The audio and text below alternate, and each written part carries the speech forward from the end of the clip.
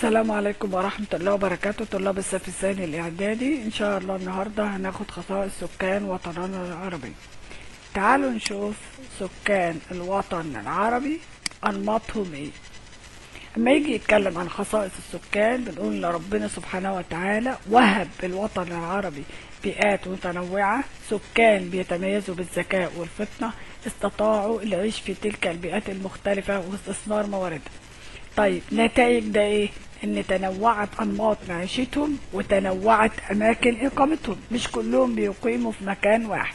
فاصبح عندي انماط السكان حسب البيئات في الوطن العربي 3: اولا البدو الرحل، 2 الريفيون، 3 الحضر. تعالوا نشوف البدو الرحل دول مين هم، بيعيشوا فين، بيشتغلوا ازاي. اولا البدو الرحل دول سكان الصحاري، بيعيشوا في حياة تنقل وترحال بحثا عن الماء والعشب، ودول بيمثلوا نسبة قليلة جدا من سكان الوطن العربي، ودول أعدادهم في تناقص مستمر زي ما احنا شايفين كده في الصورة. بيعيشوا في خيام لأن هم ما بيستقروش في مكان واحد، فما بيبنوش بيوت، دايما بيعيشوا في خيام عشان تبقى سهلة ينتقلوا بيها من مكان لآخر. طيب بما تفسر تناقص أعداد البدو؟ أولا لتحول عدد كبير منهم للعمل في التعدين، قيام الدول العربية بتوطينهم في قرى من أجل تعمير الصحراء، هجرة أعداد كبيرة منهم للقرى والمدن القريبة، وده اللي بيخلي أعدادهم في تناقص مستمر. نيجي للريفيون اللي هم سكان القرى، بيعملوا بالزراعة وتربية الحيوان وكل الأعمال اللي بتتصل بيه، ودول نسبتهم 45% من جملة سكان الوطن العربي، ودول برضه في تناقص مستمر زي أعداد البدو.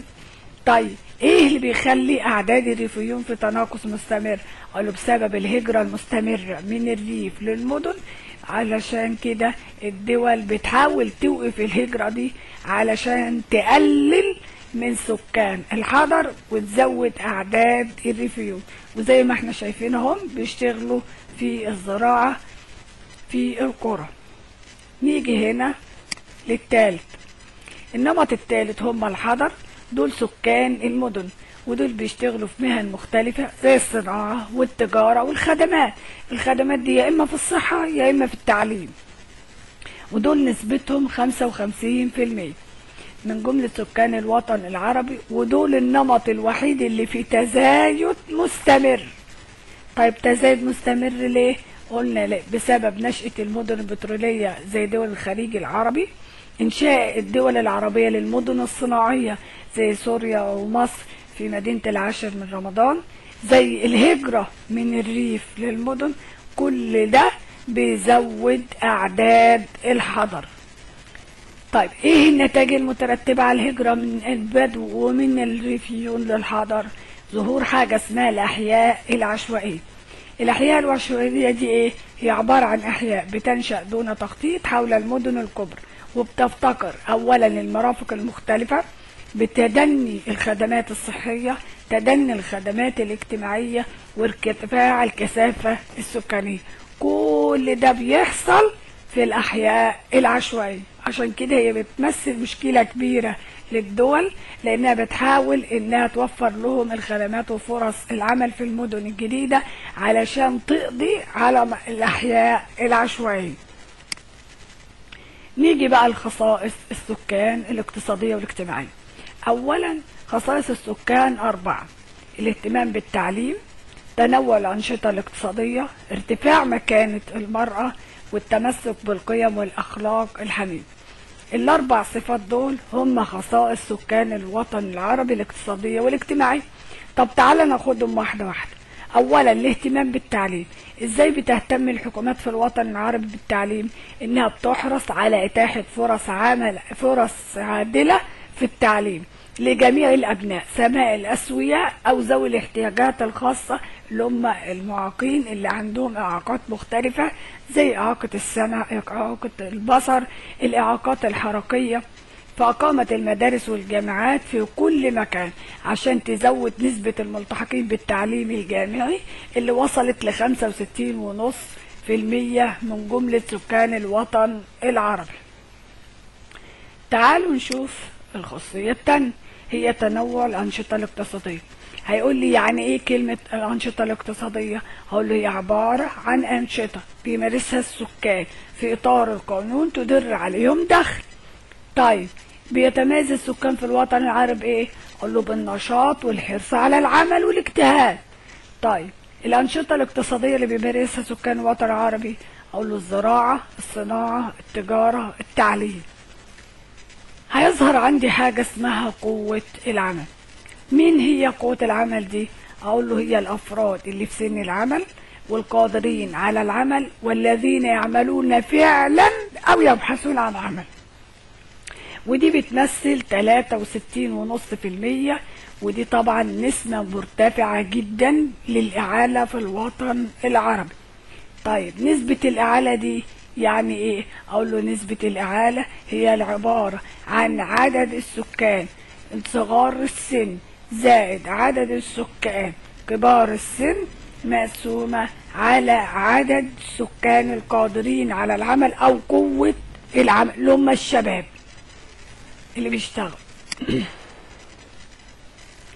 اهي نسبة الإعالة العامة هي حاصل قسمة مجموع السكان أقل من 14 سنة زائد اللي أكتر من 65 سنة مقسومين على مجموع السكان اللي هم من 15 ل 65، دول اللي بيشتغلوا بالفعل. أما اللي قبل 14 سنة ما بيشتغلش، واللي فوق ال 65 ما بيشتغلش. فعشان كده نسبة الإعالة في الوطن العربي مرتفعة جدا. طيب ايه السبب في الارتفاع؟ هقول له اولا ارتفاع نسبة صغار السن نتيجة ارتفاع معدلات الانجاب. 2 ارتفاع نسبة كبار السن، ارتفاع نسبة من هم في سن التعليم بالنسبة لعدد السكان اللي هم بيتعلموا سواء التعليم ما قبل الجامعي او التعليم الجامعي. ضعف مشاركة المرأة في سوق العمل، ارتفاع نسبة البطالة بين الشباب. ال5 أسباب دول هم السبب في ارتفاع نسبة الإعالة في الوطن العربي. طيب نيجي ثالثا ارتفاع مكانة المرأة. المرأة بدأت تحظى بمكانة كبيرة في المجتمع العربي ومتميزة، علشان كده بدأ المجتمع يديها فرص كبيرة في التعليم وفي العمل، فزادت نسبة الملتحقين في الإناث ل 77% في التعليم الابتدائي، وكانت ضعيفة قبل كده. طيب أما يقول لي بما تفسر كانت نسبة التحاق الإناث بالتعليم ضعيفة، أقول له بسبب العادات والتقاليد اللي بتمنع تعليم الإناث، فبدأت تزداد نسبة مشاركتهم في سوق العمل، فأصبحت معلمة، مهندسة، طبيبة، قاضية، عضوة في البرلمان، وزير. ده امتى؟ لما الدول بدأت تهتم بالمرأة وتديها مكانتها علشان تشارك في سوق العمل، وبالتالي تقل نسبة الإعالة في الوطن العربي. نيجي لآخر حاجة، هي التمسك بالقيم والأخلاق الحميدة. بيتميز مجتمعنا العربي بأن له العديد من القيم والأخلاق الحميدة اللي بتميزه عن باقي المجتمعات الأخرى، زي التمسك بالقيم الدينية اللي هي التمسك بالتعليم الدين الإسلامي، الكرم وحسن الضيافة لكل اللي بيجي للعرب، الترابط الأسري بين الأسر داخل الوطن العربي، التمسك بالعادات والتقاليد الحسنة اللي بتؤدي إلى جعل المجتمع العربي مجتمع متميز بأخلاقه وقيمه الحميد. دي كان درسنا النهاردة، واتمنى تكونوا فهمتوه إن شاء الله، ولو في أي حاجة عرفوني في التعليقات وأنا هرد عليها إن شاء الله. السلام عليكم.